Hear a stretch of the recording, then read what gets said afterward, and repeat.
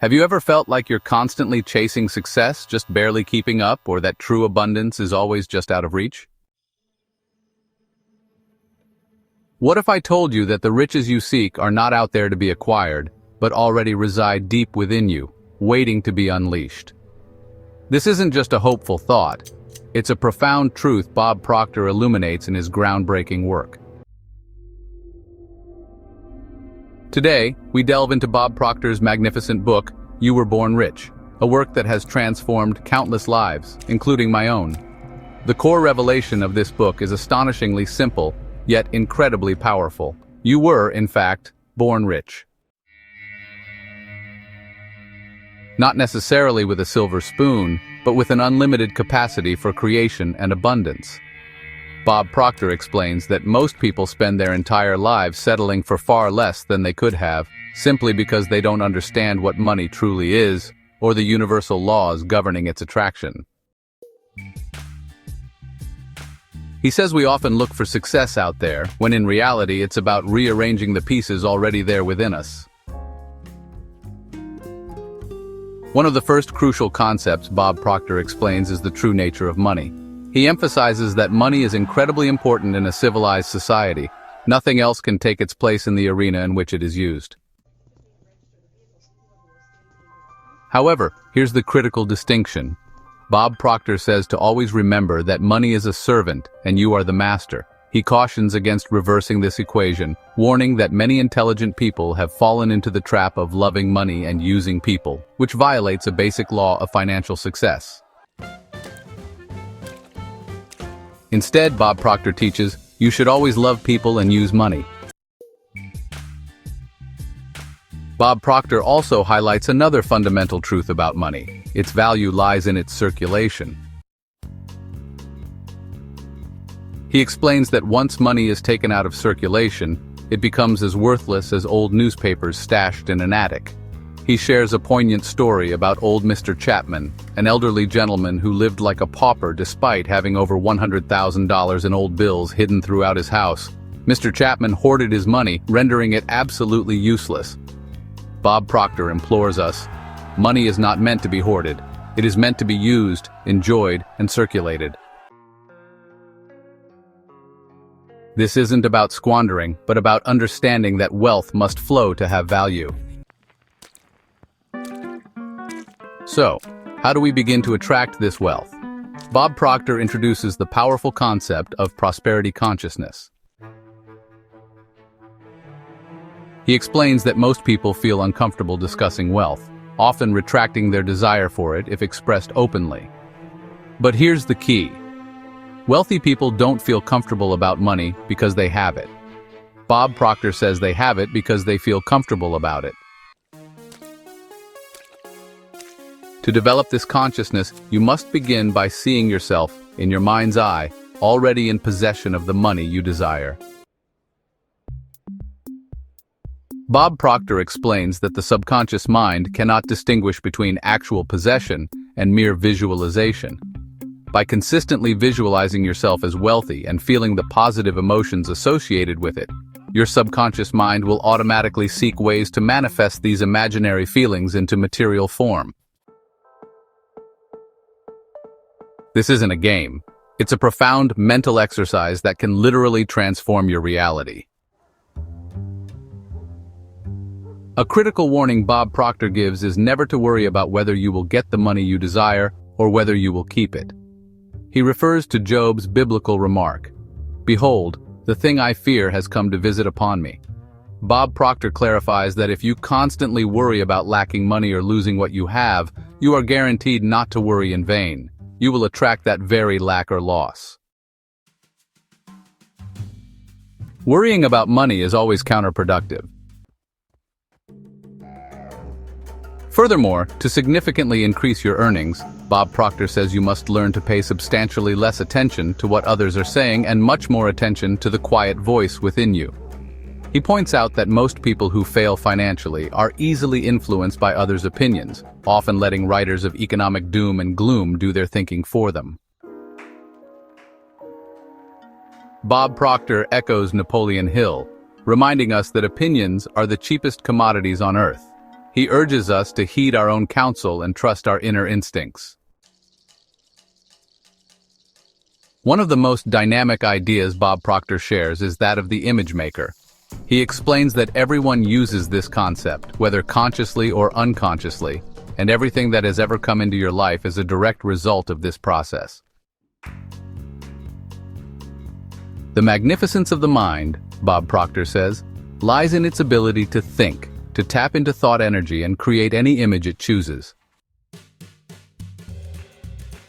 He illustrates this with the example of the first chair. Someone imagined a more comfortable way to sit, built that image in their mind, and then moved into action to create a physical replica. From chairs to airplanes, telegraphs to new worlds, Bob Proctor explains that everything ever accomplished was first, and for a time, nothing more than an image held in the mind of its architect. He tells us that we are the mental architect of our own destiny. Bob Proctor reiterates a powerful truth from Napoleon Hill's Think and Grow Rich. Whatever the mind can conceive and believe it can achieve. He challenges us to build the image of prosperity on the screen of our minds and watch what happens, emphasizing that we must continue to hold that picture even when circumstances appear to be going backward. In the chapter Expect an Abundance, Bob Proctor explains that the mind is a powerful magnet that attracts whatever corresponds to its ruling state. He says that expectation dictates this ruling state, governing what is attracted into your life, making it either a blessing or a curse. You cannot have material wealth, he explains, until you have first visualized it in your mind and conquered any inner impoverishment. Bob Proctor shares the Lightbulb Tale to underscore this truth. An old couple, accustomed to dim 8-candle-power bulbs, are amazed when a 60-candle-power bulb illuminates their entire room. They never imagined the immense power was always present in the current. Similarly, Bob Proctor explains, we often limit the infinite current of life with energy-impoverished thoughts of doubt and fear. The two determining factors for attaining desired results are desire and expectation. Desire alone, without the expectation of receiving, leads to frustration and disappointment.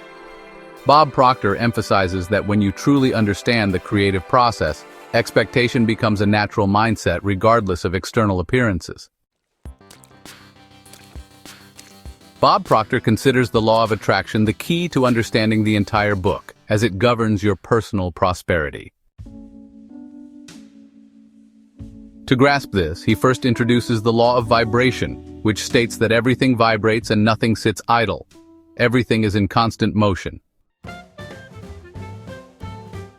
Thoughts are a high form of vibration and are incredibly potent.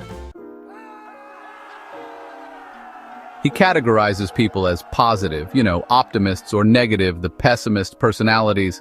Positive personalities habitually think positive thoughts, radiating a positive vibration, and thus attract other positive individuals.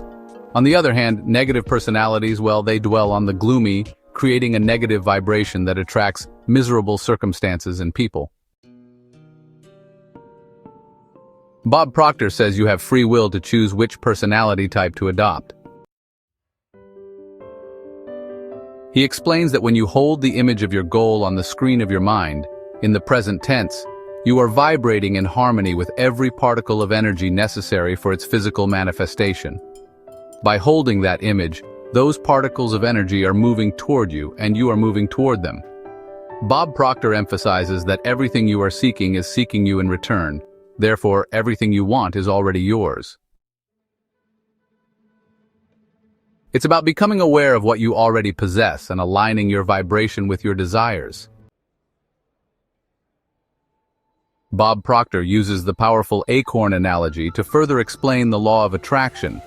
He explains that an acorn, while appearing solid, is a mass of molecules vibrating at a high speed, with a patterned plan dictating its growth into an oak tree. Nature knows no failures. Everything either creates or disintegrates. Unlike the acorn, Bob Proctor says, the human being is a co-creator and can choose their own programming. The image you hold in your conscious mind and plant in your subconscious is the patterned plan that determines what you will eventually grow into. It dictates your vibration and what you attract or repel. If your image constantly fluctuates between plenty and poverty, your life will become chaotic. Bob Proctor stresses that you are always magnetized towards something, so if something comes into your life that you don't want, you have, in essence, ordered it. Bob Proctor introduces the razor's edge concept, illustrating that the difference between winning and losing is often a very fine line, requiring just a little more effort or a slight shift in attitude. He emphasizes that you must become a risk-taker to develop the greatness you were born with, as no genuine satisfaction can be attained without taking risks. He contrasts risk-taking with irresponsibility. True risk-takers, Bob Proctor explains, are knowledgeable people who carefully study situations, have confidence in their abilities, and possess a healthy self-image. They act courageously in the face of fear, while irresponsible individuals act foolishly. Bob Proctor shares stories of young millionaires and fighter pilots who succeeded by living as though it were impossible to fail. He assures us that even if we falter, we never truly fail unless we stop trying. A critical mental habit to break, Bob Proctor explains, is thinking in reverse. This means allowing past results, current circumstances, or external opinions to dictate your thoughts and future expectations. He likens the human mind and the material world to a Polaroid camera and a photograph. The image you snap in your conscious mind will manifest in your physical reality. If you keep snapping pictures of lack, you'll reproduce the same results. Bob Proctor shares the inspiring 333 story of Bob Templeton, who, after attending a seminar, resolved to raise $3 million in 3 hours over 3 days for tornado victims. Despite initial doubts from his team, Templeton insisted they focus only on how we can, rather than why we can't. By consistently nexting negative ideas, they tapped into a flow of creative solutions and achieved their seemingly impossible goal. Bob Proctor explains that you can have whatever you want when you focus on how you can, and next every idea telling you why you can't. Finally, Bob Proctor introduces the vacuum law of prosperity. This law states that to receive something new, you must first be willing to give something old away and create a space for the new. He shares the story of Marg, who transformed her home by simply giving away old furniture and drapes she disliked, automatically creating space for new desired items. Bob Proctor explains that this law applies not only to physical things but also to mental ideas. It's fascinating to think about how this concept stretches beyond the tangible, don't you think? To entertain new ideas, you must release old ones. He says that doubt, guilt, resentment, and thoughts of lack are mental kinks that obstruct the flow of creative energy. It's like clearing a path for creativity to flourish, really. By removing these mental blocks, you allow life-giving power to flow freely, transforming your results. Bob Proctor's You Were Born Rich isn't just a book, it's a guide to understanding the profound power within you. It's about recognizing that you are a spiritual being with an intellect, living in a physical body, and that your thoughts and images are the blueprints for your reality. By understanding these universal laws, from the nature of money and the power of image-making to the laws of vibration, attraction, and the vacuum, you can consciously create the life you desire. You were born rich, and the journey to unlock that wealth begins now.